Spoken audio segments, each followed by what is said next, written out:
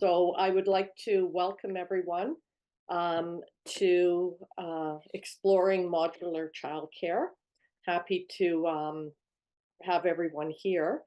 And I'd like to start off by acknowledging the land that we want to develop childcare on. So I'm going to start by reading B2C2's land acknowledgement. B2C2 recognizes that its work and the work of its community partners takes place on traditional Indigenous territories across the province. We acknowledge that there are 46 treaties and other agreements included unceded land that cover the territory now called Ontario. We are thankful to be able to work and live in these territories. We are thankful to the First Nations, Métis, and Inuit people who have cared for these territories since time immemorial, and who continue to contribute to the strength of Ontario and to all communities across the province. B2C2 is honored to collaborate with Indigenous childcare providers, families, and communities throughout the various territories. B2C2 also respects the calls for action of the Truth and Reconciliation Commission and their significance to early childhood education and policy. We share respect for the rights of and Canada's obligation to Indigenous peoples. Thank you. So again, welcome everyone.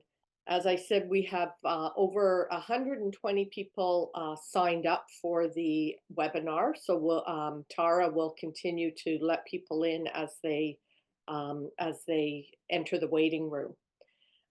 We have participants from our municipal early learning and childcare service system managers, as well as other levels of government joining us. We have researchers from various universities, advocates, and childcare providers, both large and small.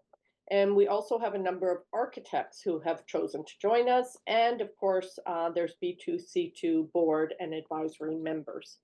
And you heard early Sue's voice there. Sue Colley is the chair of B2C2. So we are here to speak about an innovative solution to developing childcare in our communities that is both faster and simpler. And this is modular. And it's very different than our traditional portables that we see in schoolyards throughout Ontario. This is about an award-winning project in Manitoba known as Daycare in a Box. And we have here today to speak to us about this project is Colleen Sklar. Sorry if I'm not pronouncing that properly, Colleen. Colleen is the CEO of John Q. Public, and John Q. Public is a not-for-profit municipal participation corporation. And it's being created by municipalities who wanted to explore a new way to work together to deliver infrastructure and services in their communities. Colleen will tell us about the modular project in Manitoba and about how John Q got created and what difference it has made in the community. After Colleen, we're going to hear from Robert Froom, and Robert is a retired architect who has, with a number of years of experience and a number of projects under his belt of building childcare in Ontario. And he is also, we are lucky enough to have him as a member of B2C2's advisory group. And he's going to respond to what he hears from Colleen with his own perspective on the program. After the speakers, there'll be lots of time for discussion on how we can use this information to support childcare development in Ontario and what we could do to move forward with such a plan.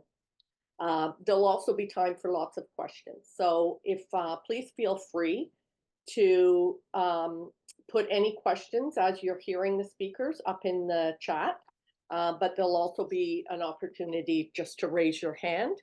And Tara and I will try and grab people as soon as we see them. So without further ado, we will get started with Colleen.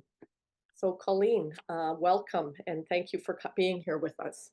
Well, thank you very much for having me today, and it's a very exciting conversation. We've got a little PowerPoint and a video we're hoping to share with you.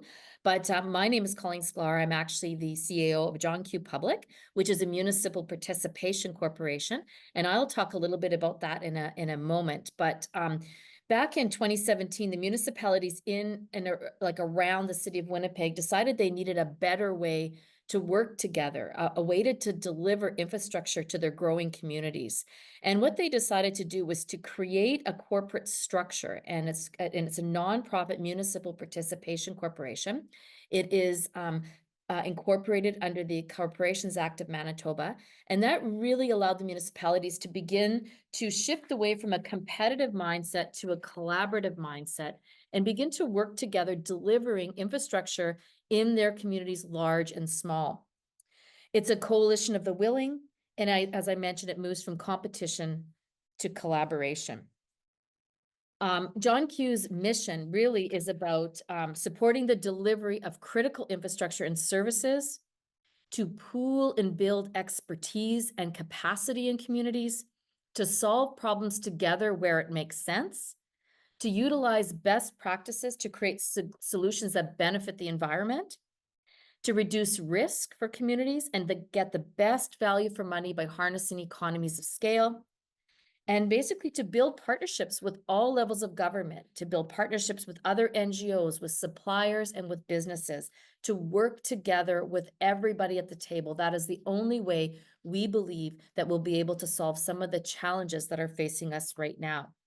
One of the first big projects that we worked on was our Daycare in a Box project.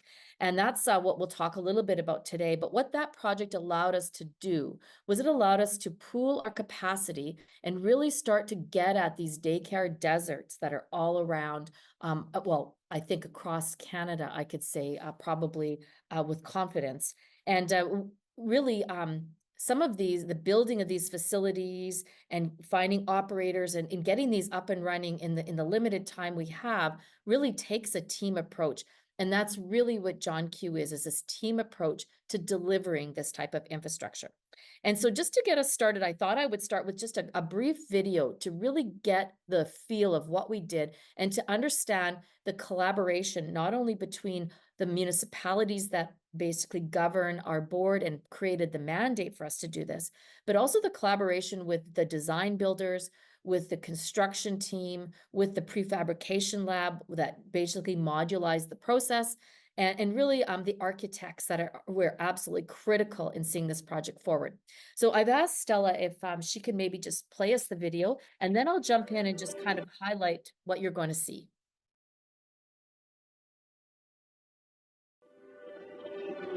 This project is really a proof of concept. It allows us to build a model that we can deliver community infrastructure across Canada in a way that really matters. My name is Colleen Sklar, and I'm the Chief Executive Officer of JQ Built. One of our first projects for JQ Built was the Daycare in a Box pilot project, and that project brought the municipalities together with early learning and childcare at the province of Manitoba to deliver daycares to any community, large, small, rural, or northern. We have a critical infrastructure shortfall in terms of daycare facilities in our communities, so we got together and said there had to be a different approach, and we found a way to be creative and deliver daycares to our communities. Often when you're building community infrastructure, it's very complicated. It can be very litigious, and it can also really stretch the capacity of local governments to deliver. All of the small communities, ours included, we just don't have the human resource in our administrative offices and within our community to build these things. So the collaborative approach was really the only way these things were going to get done. JQ Built is really a different process. It brings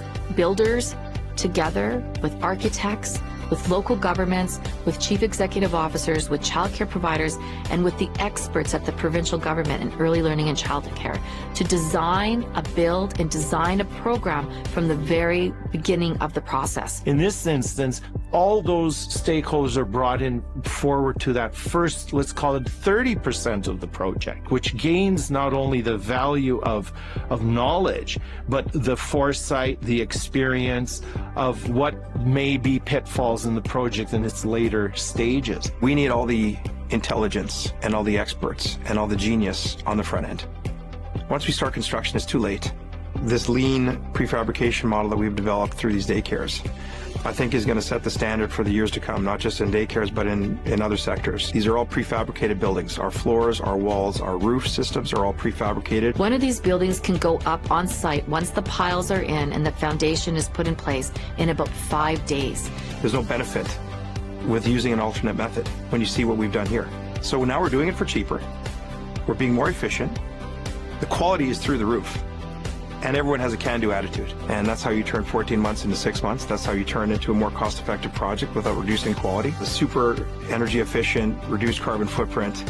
And again, with our collective responsibility for truth and reconciliation, incorporating tasteful Indigenous components to the building. What we've proven is that together, collaborating, we can make a difference, and we can make a difference fast. Delivering it on time, if not ahead of schedule, as well as on budget, if not below budget. These are things that are almost unheard of today in the public realm of projects. We've built 22 daycares, over 1,700 spots in 18 months. That really demonstrates the power of collaboration. Adopting this methodology and this lean prefabrication approach for the daycares and implementing that into an affordable housing framework, I think would be tremendously beneficial. But this could be for seniors housing and a whole variety of other things that we haven't even dreamt of. We know we have a transferable model that can assist communities in delivering all community infrastructure, whether it be housing, schools, community clubs, water and wastewater treatment facilities,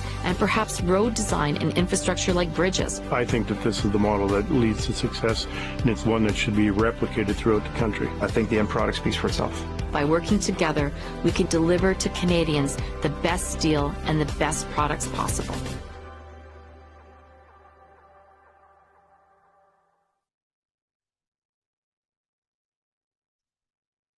Well, thank you very much. And thanks for taking the time to look at the video. I think it gives you a good feel of what the space looks like. Because often we have misconceptions of what some of these prefab modular type builds look like. And so just to recap, so what we ended up doing with the Daycare in a Box project was we basically worked through this corporate model, through this collaborative team approach, and we ended up building 1,700 spaces in 18 months, which was absolutely incredible.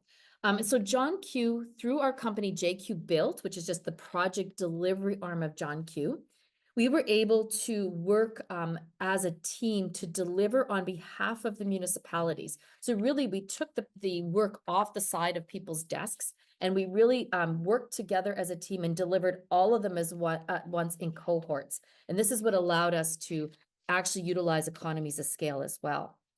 The John Q Public Board, which is made up of elected officials, provides that oversight and transparency for the project. And then with the design and delivery team, and owners representative services and quantity surveyors and all of the best practices services, we were able to complete these projects on time and on budget. And once we completed the daycares were handed over to the municipalities who were the owners of the daycares. And the municipalities then engaged an operator who they entered into a lease agreement with to run the facility. And really, I just wanted to mention the impact to the communities that received these daycares was absolutely immediate, and it has been overwhelmingly positive. This is something that makes a difference in communities large and small, and something that the mayors and Reeves and all of our team was just so happy to deliver. I do want to say that this project would not have been possible without the work of the provincial government in Manitoba. They not only supported the John Q model, but they took a chance in allowing us to build these types of facilities and to move this model forward. And the province worked with us as complete partners in the project. And I just wanted to stress that how important it was to have provincial partners at the table, that we were all working together as partners. And then also we wanted to just mention it wouldn't be possible without the federal funding towards daycares in Manitoba. So from pilot project to full scale, we started in January 2023. Construction began. In July, we started handing over daycares. In January, we began our phase 2. And by August, we handed over 21 daycares. The last of the 22 was handed over this December. And so all in all, we were able to create 1,718 spots for Manitoba families in about 20 months or so. Absolutely a record speed. And this is one of the projects that, in partnership with the province of Manitoba, we won the project management award with them, the 2024 Best Project of the Year award, which we were really excited about. And that picture just demonstrates the amount of people that were on this team and wanted to see this project succeed. So we were very, very fortunate for that. So the JQ method is a team approach to infrastructure delivery. What we do is we pool and build the expertise. So on our team, we have owner's representative, we have process managers, we have accountants, we have legal expertise. We bring everything that it takes to put these projects forward and deliver them. We gather all that expertise together and we work together as a team. We basically measure twice and cut once. We build one model, one design, and we go and execute it 22 different times. Of course, we've adjusted and it's a continuous improvement model. So really the public is getting the best model because it continually improves as we move forward.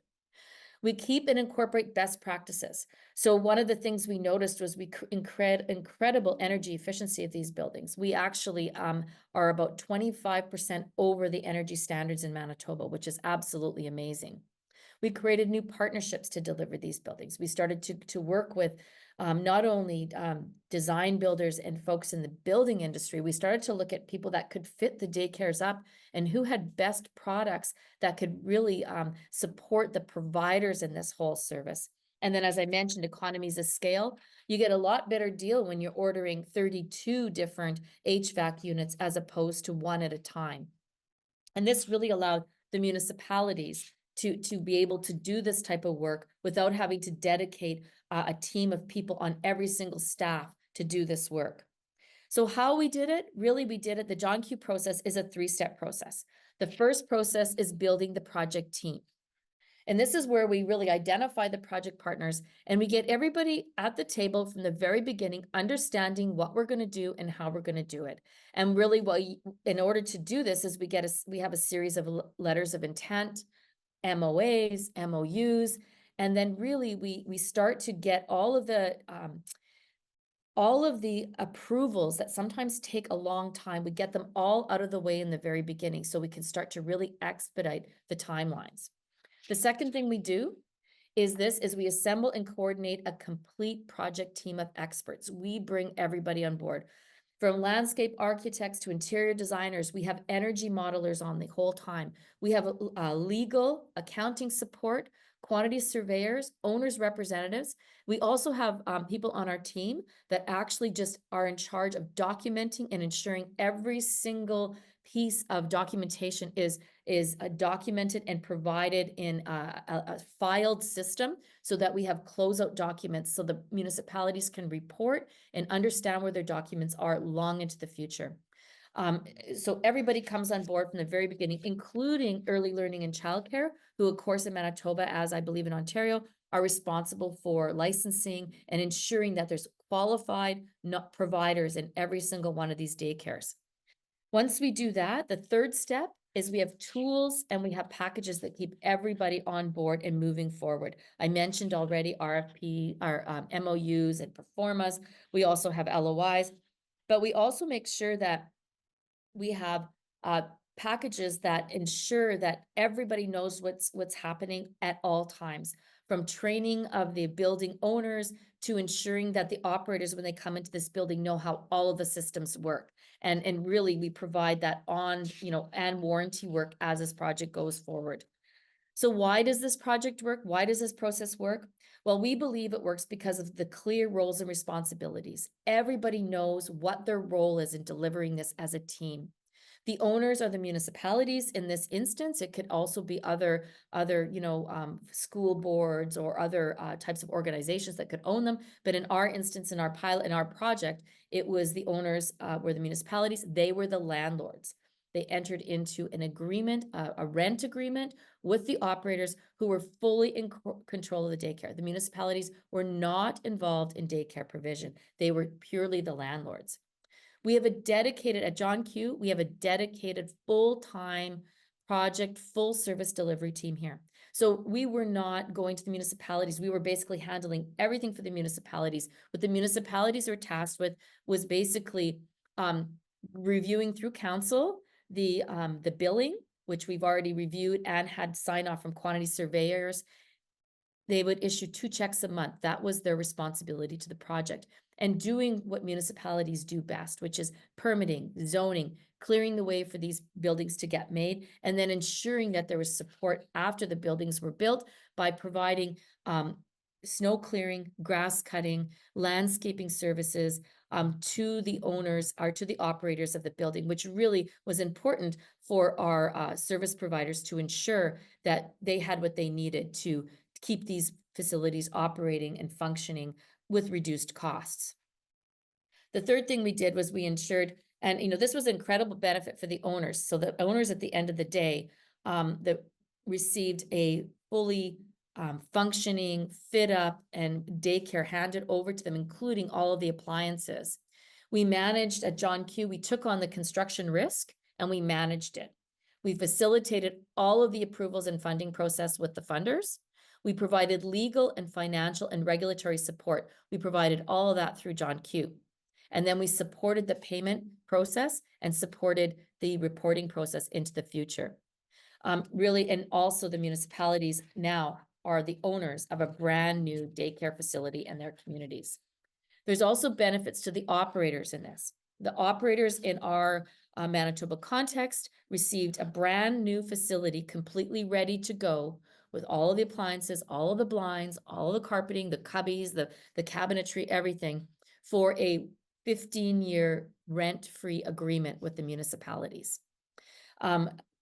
Absolutely everything. And what they are now doing is paying for the hydro, paying for the maintenance support, and really ensuring that they keep the buildings up with the help of the municipalities. So that's really a little bit of an overview about what we did, but we're very excited to share the success and the opportunity we believe to share this model and for others to pick it up and see how it works in their communities. But the municipalities are very important partners for delivering this type of infrastructure in communities, large and small across Canada, we believe. And here at John Q, we found a way to work with them. So thank you very much. Thank you, Colleen. That was very motivating, and I think a lot of us were sitting here just saying amazing and wow, 5 days to put something together. That's absolutely incredible. So I think there will be lots of questions. I think we'll go to Robert Froom, if he is here. I'm assuming Robert is here. Tara, I don't, you're not on. Oh, yes, he's here. Okay, great. So Robert, I introduced you early on as a very experienced architect in Ontario and a member of our advisory. So I'll hand it over to you to provide your input, and then we'll open it up for questions when Robert's finished. Okay, well, I have to start by saying that I had a lot of trouble logging on, so I missed the first part of your presentation, Colleen. However, I have looked at other material that you've produced, and so I have an understanding of what you do. And I think it's amazing that your project management services are sort of gluing the whole thing together so that you can deliver these childcare centers very quickly and very cost effectively. But what is the buildings themselves? I've seen a video of the buildings going up, and it's sort of like the IKEA approach to delivery. It's some assembly required on site, which is a good thing because that means that the buildings are not transported like the Lego model where you try to glue fully finished buildings together, components together. So I think I'm quite excited by the construction method, but that's not what excites me the most. What excites me is the project management model that is being used, right from the funder right down to the operator. And it's a well coordinated, and it's proven to work because you've got 25 centers completed or under construction. So that's in any project, the biggest risk is just people not knowing what they're supposed to do and when they're supposed to do it. And so I feel that it's an exciting model, especially for remote areas. The Northern Ontario would be perfect, where you may not have the local expertise to deliver the project effectively. And this model would work really well to deliver high quality childcare. I have some questions, but they're more like, the user group and the how to meet the user requirements would be very important to me, and the process after they're built, as you're building many of these childcare centers, the process for continual improvement, like finding out, having a feedback loop and studying the ones that are being finished and incorporating new ideas into the design as it evolves.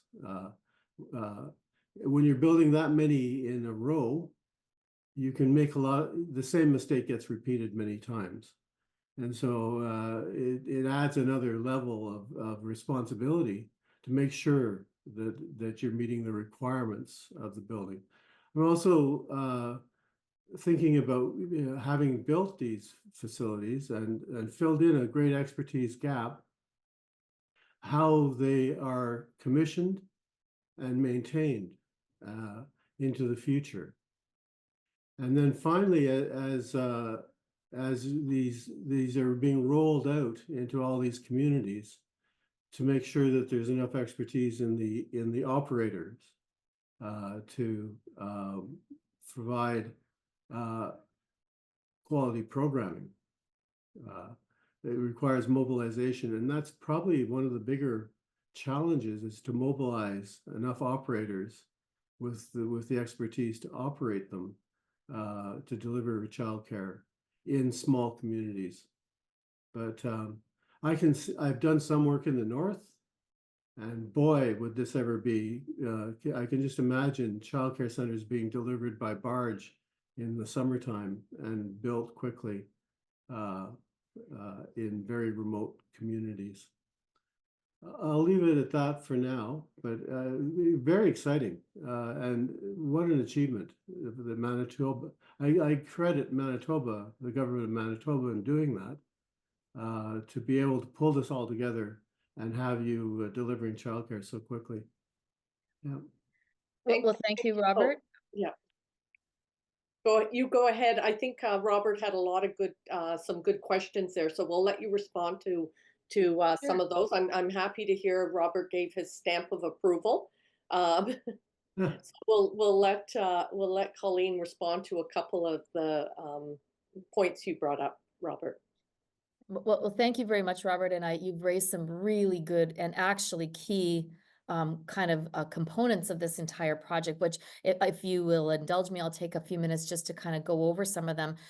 Really, the first thing you kind of talked about was the program. Like, so how did we get the providers with the proper program? Well, right from the very beginning, and I think in the video, we talked a little bit about, we brought everybody to the table in the very beginning. And so a design development phase that can take months and months and months of going back and forth and everything basically was done in about 3 weeks here. Every single expert at the table, including public health, the inspectors, everybody was at the table. And then on our team at John Q, that was at the regulatory level. But on our team, what we did was we brought together all of the building inspectors and all of the maintenance folks from all the municipalities. And we had 2 teams working together. We had the CAOs working together at one team, and we had all the maintenance and building inspectors on the other side. And we said to them, so in your community, what are you going to accept and what aren't you going to accept? So we made the program work from 2 angles. From the municipal angle to get all the approvals and the zoning and the permitting and all of that, and all of the stamps of approval you need to open a facility. And on the other end, we ensured that it was up to snuff, not only for public health and for ELCC, but we had providers at the table who said, you know, you got to move that or put that a little bit higher, et cetera. So the program, we basically, and of course, there's like, I'm going to be really honest here. There is always people that are going to say, oh, you know, you should have done this, you should have done that. Either we get daycares done and we get them fast and we get safe, affordable spots open for Canadians, or we let everybody comment on the color of the paint or the wallpaper. We need to kind of say, what's our priority? Our priority here was getting childcare spaces open quick in communities across Manitoba. So that was our program. And so basically, once it was designed and once it was ready to go, there wasn't a lot of changes. It just went forward. The second thing we talked about is transferable. This is a perfect model for rural and northern. And I'm going to tell you, we tested this model. We didn't just test it in, you know, the metro region around Winnipeg. 22 daycares all across Manitoba and small communities.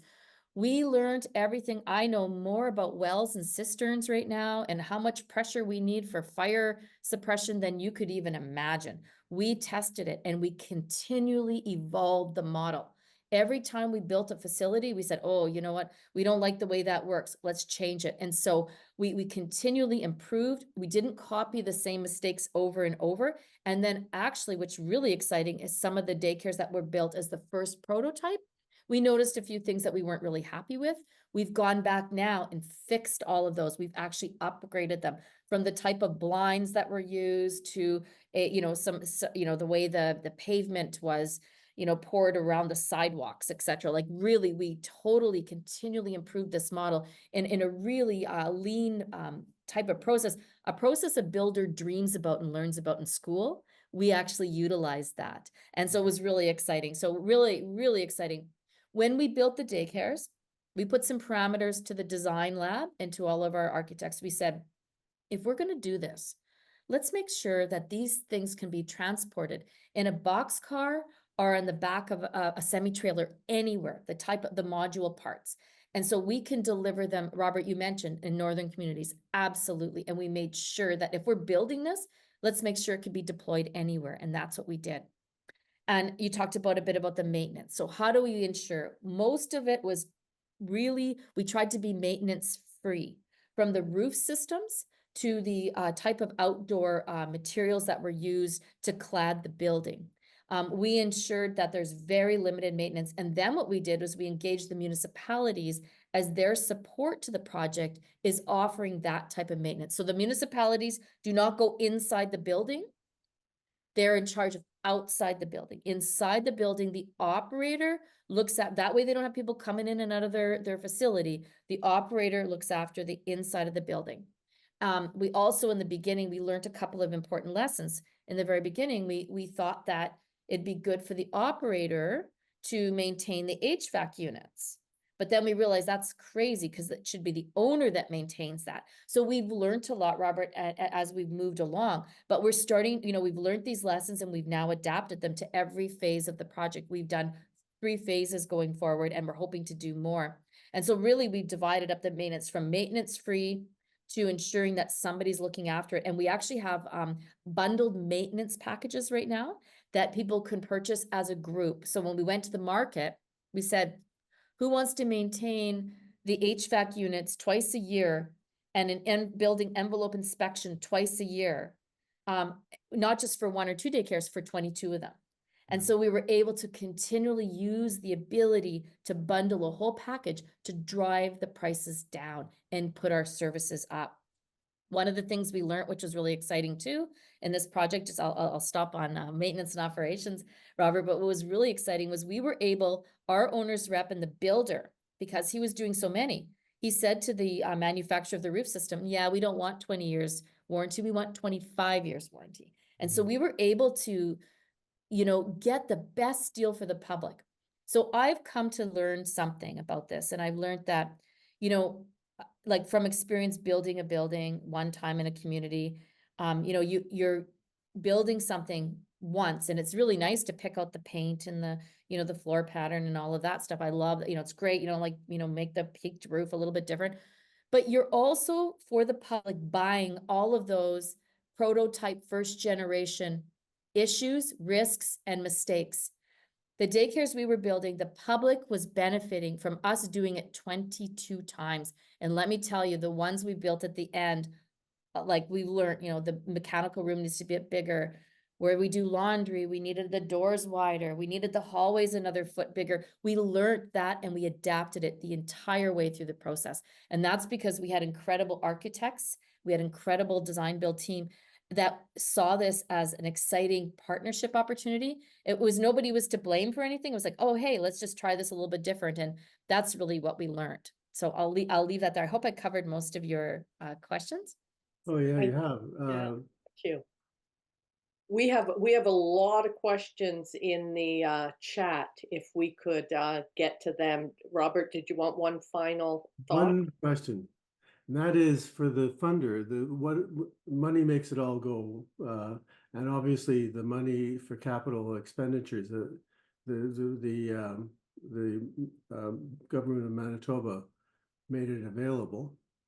How does this project management, or its construction management in a sense, model prove to the funder that you're getting the best prices, that you're getting competitive, delivering it at a competitive cost?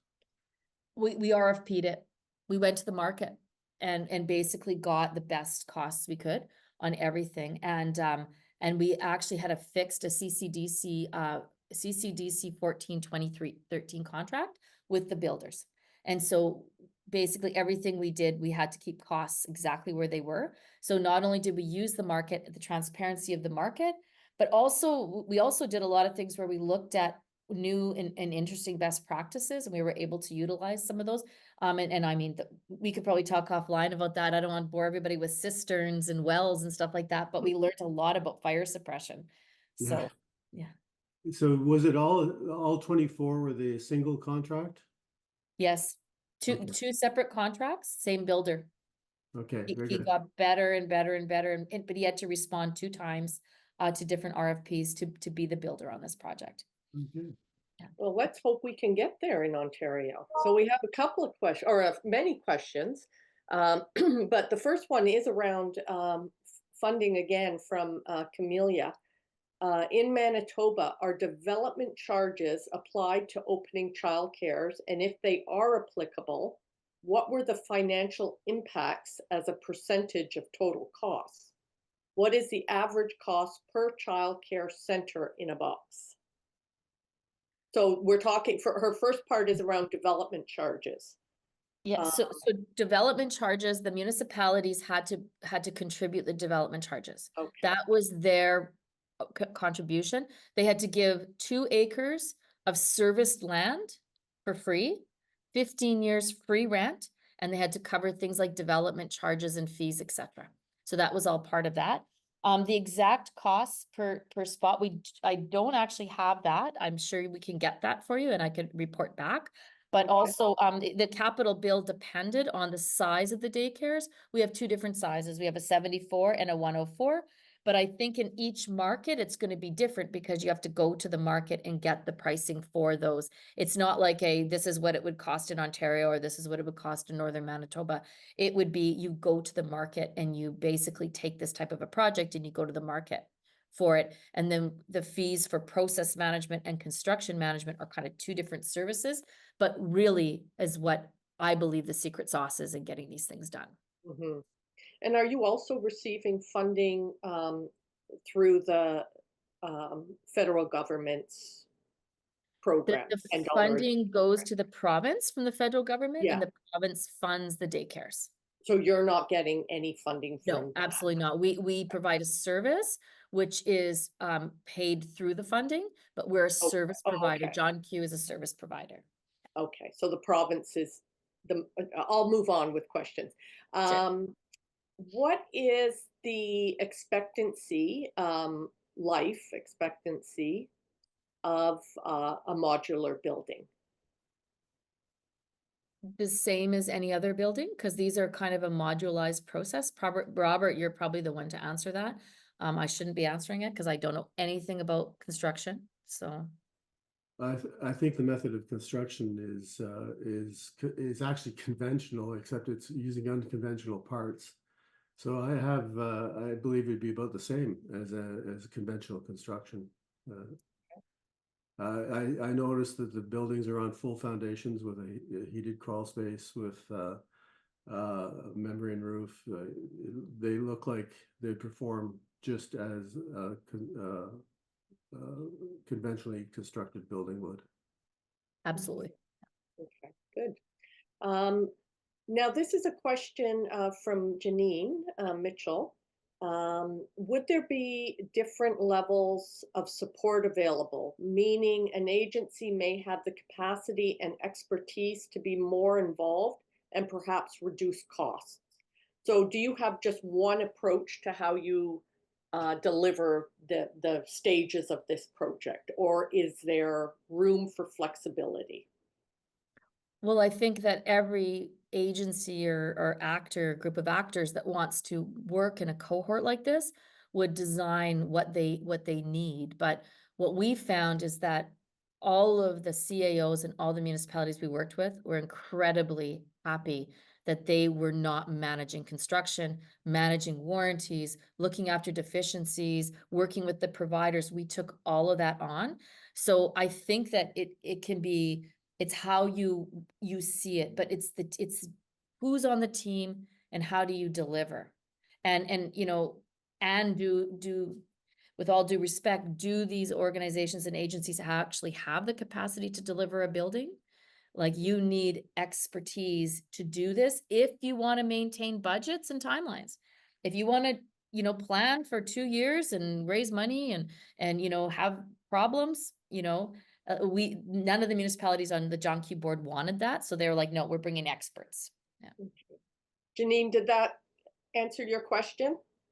It did. I guess I think my point was, if we had an agency that does have the capacity and the expertise to take on more of a role, is there an ability to have a different level of support still working with you? But that might be a cost, right? Because we do have an agency that I believe has capacity and the expertise to do this, to work with you on this. Yeah. Yeah. Okay, thank you. And Robert, did you want to add something?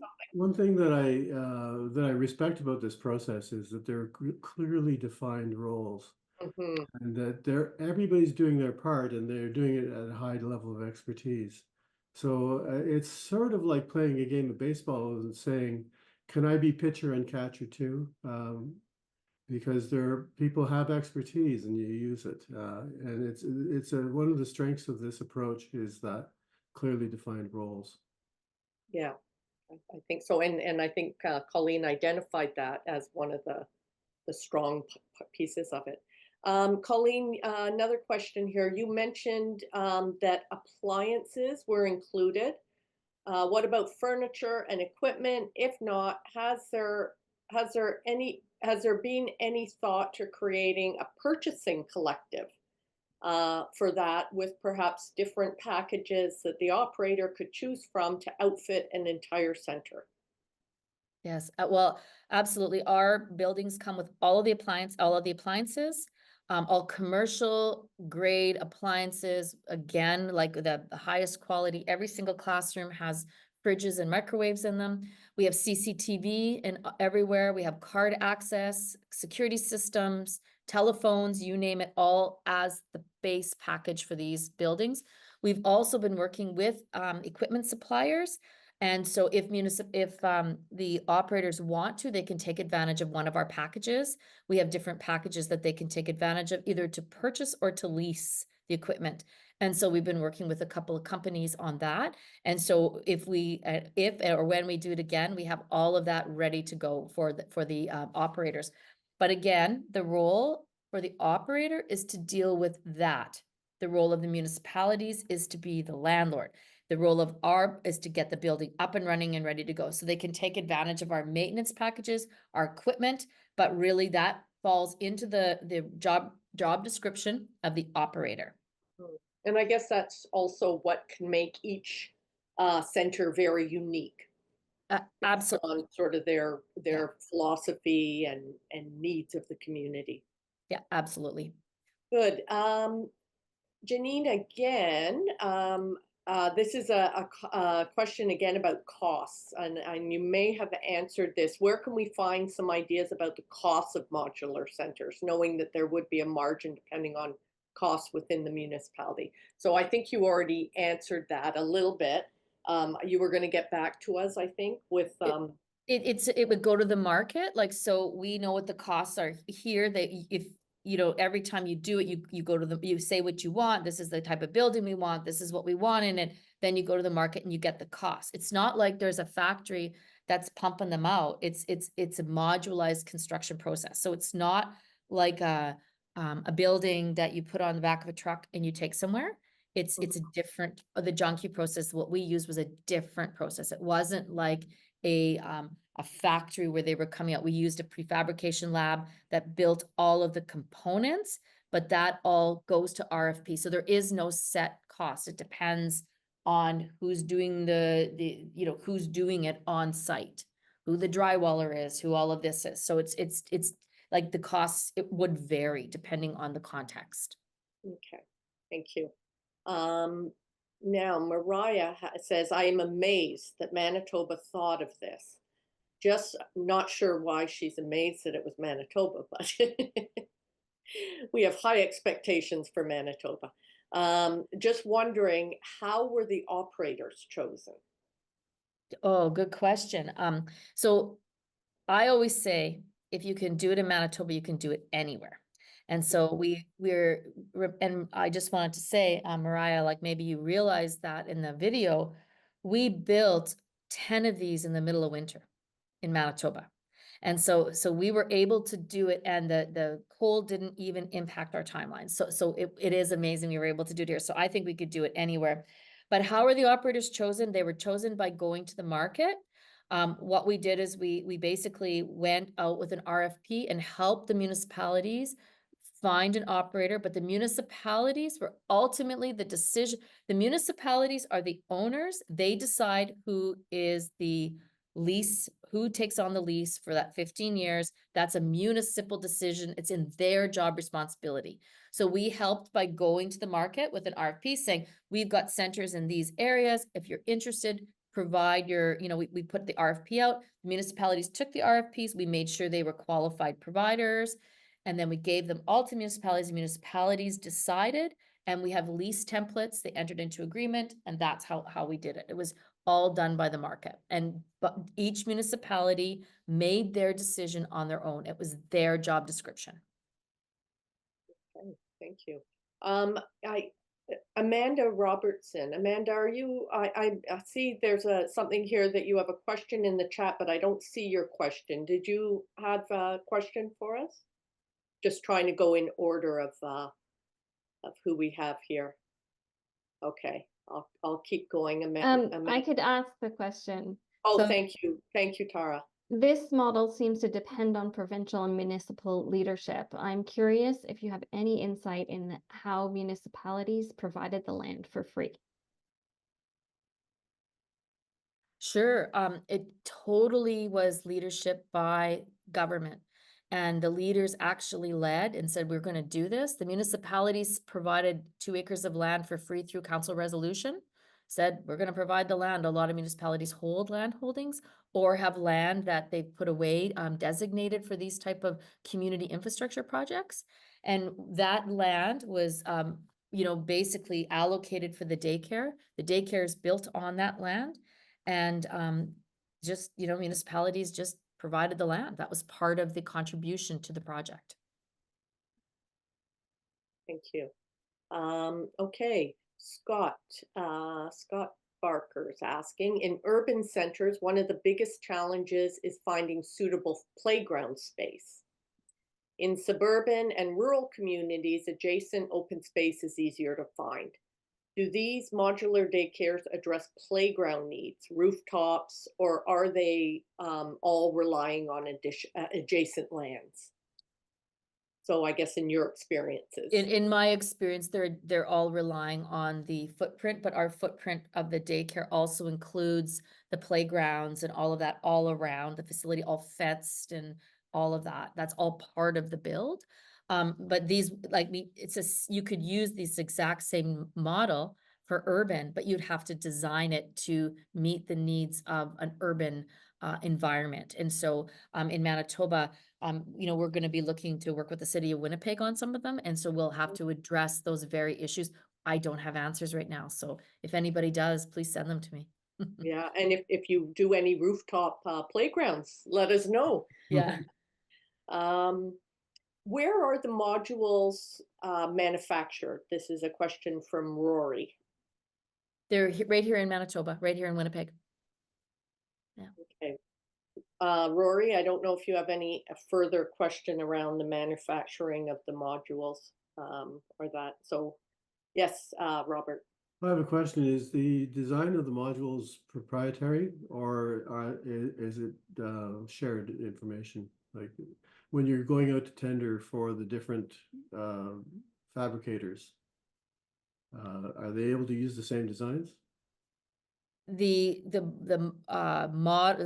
we've done here is proprietary now because we've built this, but I mean, there's a prefab lab. So we brought not only architects, we brought prefabrication experts into this process. Everybody came to the beginning and said, okay, how are we going to make this work? And so that now is proprietary information that would be owned by the architect, I'm assuming, and how they did this, but worked on everything together at the lab to figure out how we could modulize this process to speed up delivery. Okay. And so this sort of relates to this next question. So I might have misunderstood. The question is, do you source local providers? That is very important to municipalities, especially in Absolutely. rural communities. And again, municipalities are in charge of that, and the municipalities would have criteria in their evaluation of the providers related to local. And all we've asked is that they provide us with how they came to their decision, so that at some point in 20 years, someone's going to say, how did that happen? And we will have it documented here as part of our record keeping on each of the projects. And so the municipalities are absolutely in charge. That's their job description. It's their building. It's their lease agreement. And so they decide how they're going to work with the operator. And the only thing we've said is the operator runs the facility, not the municipality. So they can't get involved in the day-to-day operations. They're not allowed to do that. Like, we had to make sure that was really clear to everybody who roles and responsibilities is critical to keep this process moving. Okay, thank you. We have 4 more questions that I'll go through, because I think then it'd be nice to have a little bit of time. We're coming close to an hour to talk a little bit about next steps for Ontario, and if anyone in Ontario has already started exploring this path of modular, and maybe hearing from them around what that is looking like. So Jane Beach has a question. 2 key components of this successful model is 100% funding from the provincial government and the public entity managing the project, made up of representatives of local municipalities. Does JQ Built or B2C2 envision establishing such a model in Ontario with, for example, AMO? And what is the likelihood of getting adequate funding allocated from the province to make it happen? So that's sort of actually just what I said is how can we move forward with this in Ontario? So maybe we'll hold that before responding and just go through the other questions, and we'll come back to that. So Lori, do your future plans include having a few different models that might allow operators to enhance quality and better align with their program philosophy if they are able to contribute to its development? So this is back to that sort of operator's contribution and changing the plans to, as you learn, and increase quality. Yeah.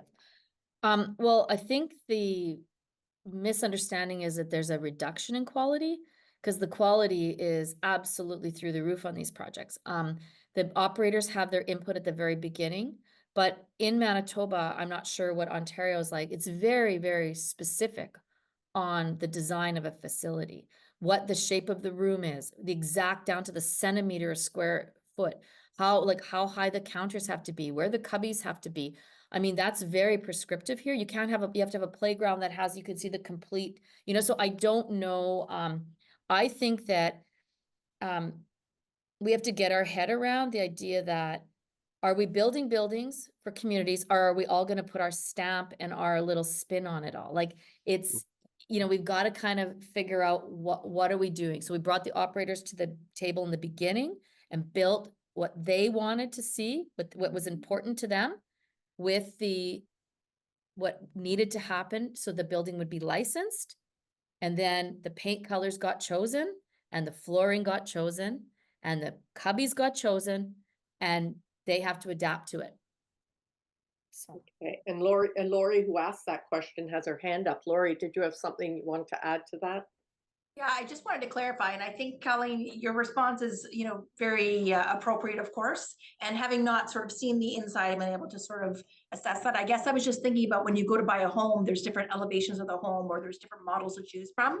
And so, there might be some operators who perhaps have, built-in lofts and those sort of things that wouldn't be sort of the norm in every center, but perhaps a center is interested in doing that. So I just didn't know if you thought at some point there might be a couple of different models to choose from, that's all.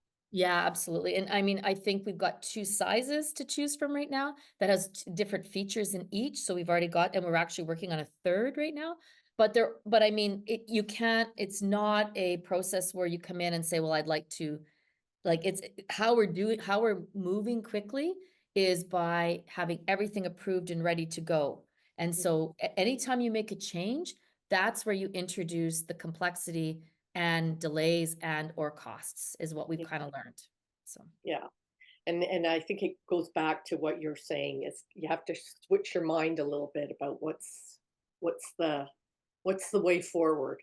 And I think this question, do you have different interiors based on license type, infants, toddlers, preschool, school age? And I would say yes, because yes, you're meeting the licensing requirements in your absolutely. area. Yeah.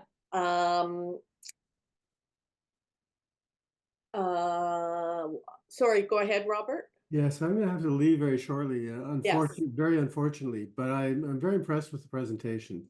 I think in terms of Ontario, there are 2 things we should take away from your presentation. That is, one, your process. I think that's really the most important thing to take away, is the way it's been, the process has been set up, the actors work together, and there's a sort of an energy to the process that is very impressive. And the second thing, and it's a technical thing, is modular building. Modular building allows certain things to happen quickly, but the 2 things I think are quite separate. You don't necessarily have to build modular buildings to use this process, and so I think the real strength is in the process. And the modular buildings I'm very impressed with, but they're not essential to the benefits of your approach to delivering quality childcare. So I'm sorry, I do have to leave. So thank you very much. Thank you, Robert. And I know we're coming to the end, but if we, is everyone okay if I finish these last few questions? I'm seeing a few shake. Are you okay, Colleen, to stay on for a bit? Okay. And Robert left already, but thank you to him for being part of this. Yeah, again, just there's a question here around differences. For instance, putting a heated floor in, but it's back to what you were saying. Each change is going to delay processes, etc. And that's, something we can look at in Ontario as we move forward. Now, Susan Penrice, she said, I've calculated that the per space cost for the early 74 space facilities is about $57,000 per space. So that was Susan. I'm not sure where she got her numbers, but there's a little bit of information for you. Are there performance standards? This is from Peter, a member of our B2C2 advisory. Are there performance standards in contracts with operators such as program quality, staffing, etc.? Is that sit with you, Colleen, or that would sit with the municipality and the province? No, that's just with the province, not the municipality. That's Okay. provincial. Yeah. Okay. That's, how is the design and development? I'm not sure what that means. He continues it further down. He says, how is Oh. the design and development of the outdoor play spaces handled? Okay, and Colleen, you had said they were part of the, Yeah. your design plan. And a landscape architect does all of the designs, and Okay. and it has to meet the standards of the provincial government for that type of design. Okay, good. Do you have any pamphlets or presentations ready to provide to council? We're moving forward. Lots of opportunity to talk with councils. I mean, I think that there has to be a group that gets together to figure out how to design this for Ontario and for your region, and we'd be happy to help with that. But it's more than just a one council decision, So it's why this model works is it's the process that's managed and it's the team approach. Okay, good. And just two more. Peter again says he's assuming that municipalities could be the operators. I guess if Manitoba does that, I don't know. Municipalities, if you're a nonprofit licensed provider, you could be the operator. The municipalities are not the operators, they're the landlords. Yeah, in your situation, yeah. Yeah, and I don't know if Ontario would let a municipality unless they had Yeah, in Ontario, we do have some municipalities who directly operate childcare. Yep. The municipalities here wanted nothing to do with operating childcare. They were like, don't even talk about us. So we're like, no, Yeah. no, no, you're just the landlord. So it might be a different conversation in Ontario. So Yeah, I think so. And there's a clarification from Rory around when you spoke about modular lab. And what does that mean? And what components are prefabbed and what is site built? You had talked earlier about you work things out in a. we have a lot of the pieces of the building that are built, prefabricated, modularly built, and then they're taken to the site and constructed on the site. And so it's a hybrid, it's a construction on site, it's module, and it's hybrid. We call it a hybrid construction process. So it's not like a building that gets put on a truck and shipped to the site. That's not what we're doing here. Completely different what we're doing here. So. Okay, thank you. This was a very, very fast hour. We've run out of time, but maybe we can quickly think about how we can move forward in Ontario. Sue, I don't know if you wanted to say anything back to that earlier question around, I know there's some people in Ontario who have been interested in modular construction and have been doing some looking. So is there some next steps that we could bring people together to talk about this, Sue? Oh, definitely. I think there's enough interest, even though our big challenge, Colleen, as you know, is that our provincial government is not providing capital funding. And that's why I raised the question about whether or not we could have a leaseback arrangement for the capital portion, so that even though we can't come up with capital, we could actually pay back out of our operating costs, which are fully funded. So that's one. If we could get around the capital issue, then I think probably people would feel very comfortable moving forward. But that's, to me, one of the major barriers. After that, I think that probably we should work with OMSA, the Ontario Municipal Social Services Association, to set up a committee of interested municipalities to see if we can invite you, actually, Colleen, to come and help us. We could obviously presumably hire you to do that, to help us figure out a process. If there are enough people interested in that, maybe they could indicate and we could get that started, soon. That would be my suggestion. Maybe other people have ideas. And B2C2 is happy to host that, obviously, just like we are now. Yeah, and we do have a number of municipalities on this call. And Janine is just writing in that, yes, OMSA is already, so OMSA is already on it, Sue. Janine is saying. From OMSA, here's someone from OMSA, Todd Duncan from OMSA. I'm happy to connect with people about this. And he put his email there, so everyone, all the service system managers would know Todd Duncan. So I also put in our email address, so we could be a coordinating a coordinator for all of that group. Yeah.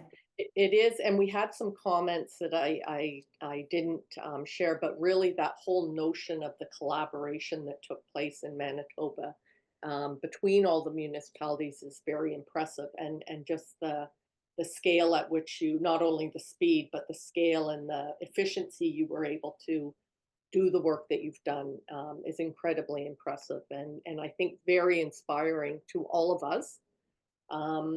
So thank you, Colleen, very much for being with us today. That I think you haven't heard the last of us. No problem. Definitely we'll stay in touch, and we'd like to see some what we can do here for sure in Ontario, where we desperately need spaces.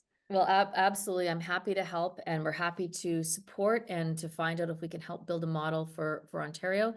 And me and Sue talked a lot about this idea of capital and lease back, and we think we got some good ideas on that as well. So let us know if we can follow up. Yeah. So definitely contact Todd or contact B2C2, and I think B2C2, just with the knowledge we have, would like to participate in such a meeting also.